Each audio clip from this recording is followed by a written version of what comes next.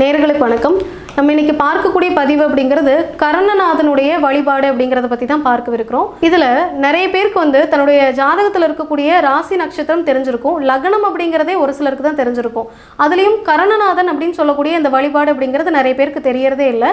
இது என்ன மாதிரியான வழிபாடு அப்படின்னு நம்ம பார்த்தோம்னா, வாழ்க்கை முழுவதும் வழிபட வேண்டிய ஒரு அதிதேவதை தெய்வம் அப்படின்னா அது இந்த கர்ணநாதன் வழிபாடு தான்.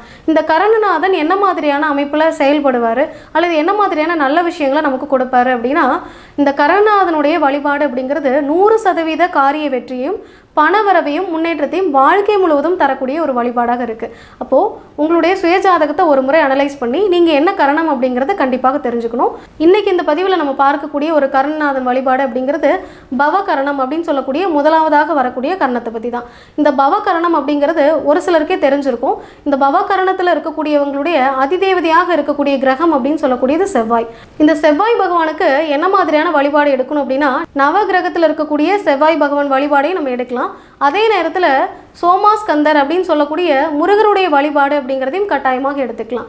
அது தவிர நாமக்கல் நரசிம்மர் அப்படின்னு சொல்லக்கூடிய நரசிம்மருடைய வழிபாடு கூட நீங்கள் கட்டாயமாக எடுத்துக்கொள்ளலாம். அப்போ பவகர்ணத்தினுடைய கர்ணநாதனாக வரக்கூடிய கிரகம் அப்படிங்கிறது செவ்வாயாகவும், அதற்கு நம்ம எடுக்கக்கூடிய வழிபாடு அப்படிங்கிறதும் சோமாஸ்கந்தர் அல்லது நாமக்கல் நரசிம்மர் வழிபாடு அப்படிங்கிறதும் சிறப்பாக இருக்கும்.